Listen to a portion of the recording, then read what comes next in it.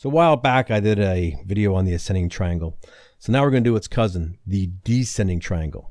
Now the descending triangle is one of those continuation patterns, and it highlights market action that is tipping its hand to more downside. It's a continuation, and it can be a reversal pattern.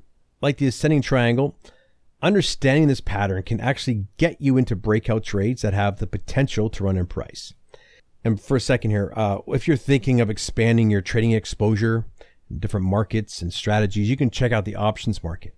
And you can download this free ebook from Mike over here at Netpicks. We call him our go-to options guy, and there are some videos here on YouTube about his options trading. So back to the triangle, let's cover some basics.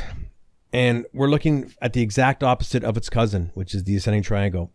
So the descending triangle is a series of lower highs, while new lows are not being made. And I want you to notice here the trend line connects a series of lower highs. So what that means is that buyers are putting up a fight as they keep the market from dropping, and sellers can't yet push that price below the support level. And the fact that sellers just keep that selling pressure on, even though lows are not being made, but neither are new highs, it shows that the descending triangle pattern is a bearish pattern. Hope that made sense there. And that's how you know what you're looking at. So why would traders expect a strong breakout from these? Well, I always say textbook trading is not always a smart play because other traders know your game. And what's textbook? Buyers at support usually keep their stop losses where? Just below support. The support breaks, their stops gets hit, price goes tumbling to the downside. So like all chart patterns, including the other triangle patterns that I covered, if you have to search and you have to squint to see a pattern, it's not there because the best patterns are the obvious ones.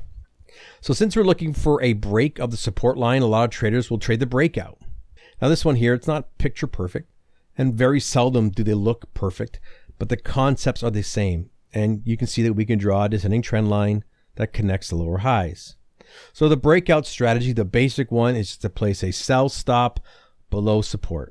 So if and when support breaks, it gets hit and price drives in your direction. In theory, that is. Because the truth is, depending on where the breakout candlestick originates from, a snapback in price is a very real event. Now our stop loss would be above the triangle. Now I use ATR stops for virtually all my trading. And though this stop loss is not challenged, this snapback in price can spook traders.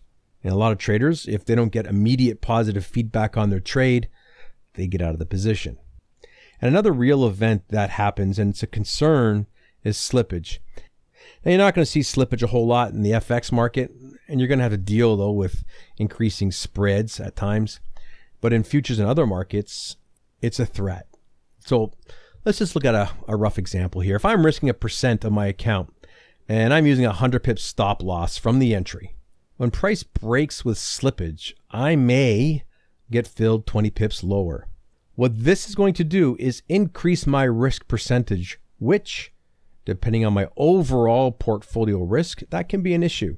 So the good thing though about playing the actual breakout is that you will participate in 100% of the extended runs in price if they happen. Now you've heard this one 1,000 times, breakout pullback. What does that even mean? Price breaks support, heads to the downside. Price does a U-turn, runs back towards the breakout zone, which is around the support level. You trade the continuation back in the direction of the break. This is time-tested trading strategy for all types of breakout trading. I'm sure you've heard about it. Now, if you played the initial break short, you sat through a small range and then the pullback happened. So how would you enter the breakout pullback?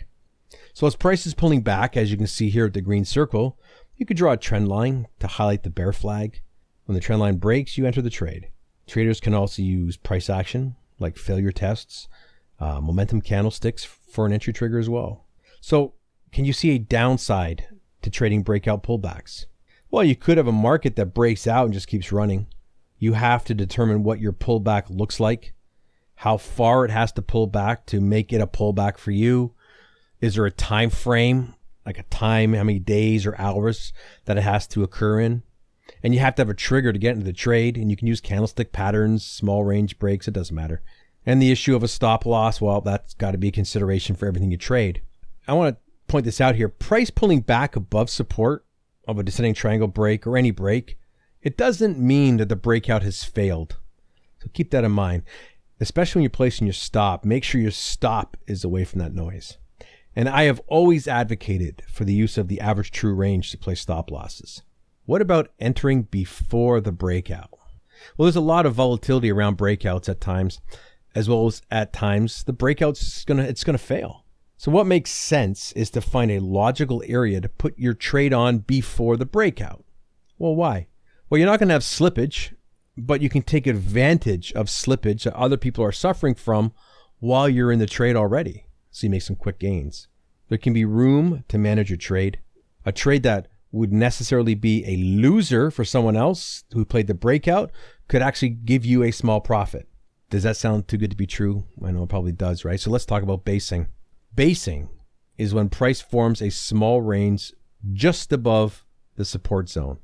That's for support level breaks, the descending triangles, range breakouts to the downside. Basing is an accumulation of positions while price is a few points or pips away from an actual breakout. This applies to resistance levels as well. So what you're going to look for essentially is a range of price action that takes place closer to the support zone of the triangle. I prefer to not exceed the halfway point at the most of the entire pattern. And the closer to support it is, the better it's going to be. You want to look for price action inside the range to find your entry. And inside this blue box here, I'm not going to point it out to you, but could you see where you would enter a trade inside this blue box? What about trading another chart pattern? Well, all we're doing is using a horizontal range chart pattern to enter the descending triangle chart pattern before the triangle breaks. And you think about it, if you're already short and the breakout fails, there is probably some room for you to cut your risk or even exit with a small profit. Remember we talked about those stops are just below support? Well, those, along with the textbook breakout traders, are going to propel your trade into profits. And since we're talking about profits, unless you're just a basic trend follower and they generally don't use profit-taking orders, you want a place to exit your trade, and there are a few ways to do that. You can use a multiple of your risk. You can target former support levels below your trade. You can use trailing stops. You can use patterns, and that's what I want to take a look at. So for here, traders will take the height of the pattern that uses the support zone to the highest high of the pattern. And that's usually the last swing high before the lows set in.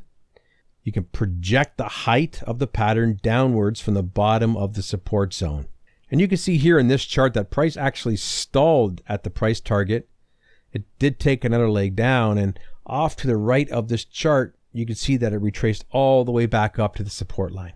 What about disqualifying a trade? Well, look, if you trade breakouts by waiting for the close, which is a viable strategy, confirms the break, well, you'd be entering right where the price projection is. So keep that in mind. After a strong momentum move or an extended run in price, it's probably going to snap back against you. And maybe you want to skip that trade. That's why I look for basing, because I can profit when others either skip their trade or they take a loss because they played the breakout directly. Okay, we covered a lot, and you could really design your own trading strategy just using what we talked about. And here's what you have to know. You have to know how you will determine if you have a pattern or not. How are you going to enter your trade? How will you handle your stops? How are you going to take profits? More importantly, how much will you risk per trade? So let me know if you're confident in finding this pattern and how you will approach trading it, if you're going to, in the comments below. Please take a second, hit subscribe, give me a thumbs up for this video, and any questions, drop them down below. Thanks for watching.